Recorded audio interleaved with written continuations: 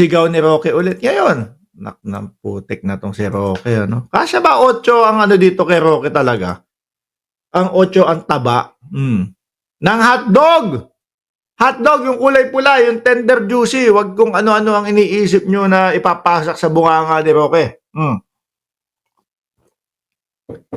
Sabi dito, mga kababayan, muling iginigiit daw po, no, ni Roque yung hair follicle test sa ating Pangulo. Sira ata tuktok talaga nito si Harry Roque. Kasi mga kababayan, ang sinasabi ni Roque, naku, bakit nyo ilalabas yan sa Kongreso? Mas magagamit ko yan. Mas pagbibigyan yung asylum ko dyan kasi yaan yung idinahilan ko kung paano ako ginigipit, no, ng gobyerno ng Pilipinas. Kaya nila ako hinahabol, kaya nila ako ginigipit kasi ako ang naglabas ng pulburan video ni Bongbong Marcos. Ganun daw ho. Di lalo pa nilang pinadali ang aking asylum. Susunod na topic natin yung asylum niya, mga kababayan. Mapupurnada. Di lalong pinadali yung aking hinihiling na asylum. Hindi. Dahil pag nakita ng The Netherlands yung video na ipinalabas mo na ikaw ang nagpalabas, sabi ni Pebbles Talaquera, at sabi ikaw din ang nagpa-edit o baka ikaw din ang nag-edit dahil butik na yun, pang grade 1 yung edit Walang kawenta-wenta. Ano nangyari? After isang linggo, wala na. Hindi na pinag-usapan ho. Miski ho sila sa kampo nila Harry Roque, mga kababayan, ayaw na nilang pag-usapan dahil nahihiya na sila. Sabi ni Ann Silog, ang kapal ng mukha ni Harry. Ang kapal pala ng makapal ho yan. Kaya kapag yung konting tubo ho, yung siguro mga 15 days pagkatapos na ng aking pagpapagupit, nakasombrero na ho ako, mga kababayan, kasi talagang makapal na ulit yan. Kaya kung makikita nyo, 15 days, ayan, nakaayos, no? Nakaganyan. 15 days, nakasombrero na ako kasi masyado na makapal. Roque, muling hinamon si PBBM sa hair follicle test. Hindi na kayo kakagatin niya, Roque. Biruin nyo ho, mga kababayan. Miski si Roque dumidepensa sa Pangulo dati, no? Nung election pa lang, nung nakiki-uniteam po si Unipig, si Roque, mga kababayan, na bakit magpapa drug test ang Pangulo, etc., etc. Bagay, ang Pangulo, sige, gawin na natin. Bago mag-eleksyon, nagpa-drug test mga kababayan. Kasama si Panort, si Vic Rodriguez, mga bossing. Sabi pa ni Vic Rodriguez, ito po ang kopya, ang resulta ni Pangulong Bongbong Marcos, no? Na ibig sabihin po ay negatibo po sa droga. Tapos bumaliktad si Vic Rodriguez, pati si Panort, hair follicle test na din po, mga kababayan. Ilang beses na po nagpa-drug test ang Pangulo. Ano akala nyo sa Pangulo? DDS? Akala nyo uto-uto? Di ba? Mga DDS lang yung mauuto ninyo, Roque. Hindi ang Pangulo, hindi makakasama ang Pangulo at hindi sasama, no? Kaming mga sumusuporta sa Pangulo. Anak natin na pa. Kung ano-ano yung sinasabi nyo, drug test. Wala naman kayong mapatunayan, kundi yung pinapakita nyo, video na wala, na kayo-kayo din, hindi nyo mapaniwalaan. Di ba, mga kababayan? Tapos ngayon, drug test, patunayan nyo muna. Saka magpapadrug test kapag sige, ay yung sinasabi, nilalabas po nila. Peke yung nilalabas nyo Di ba? Ultimo yung mga mga kasamahan nyo sa DDS, ayaw maniwala. Nang tinapa. Basahin nga natin tong hinahanas ni Roque. Sabi, saksi ngayon, news team, hamon ang naging tugon ni dating presidential spokesperson Harry Roque sa pagturo sa kanyang mastermind ng pulburon video laban kay Pangulong Ferdinand Marcos Jr.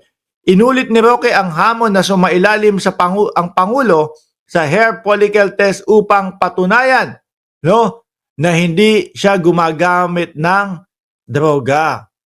Bigyan nyo muna kami ng talagang legit. Tapos saka gagawin ulit. Uulitin ko, Roque, hindi uto-uto ang presidente. Hindi yan kagaya ng mga DDS. O dagdag pa natin, inulit ni Roque ang hamon na sumailalim sa hair follicle test. No?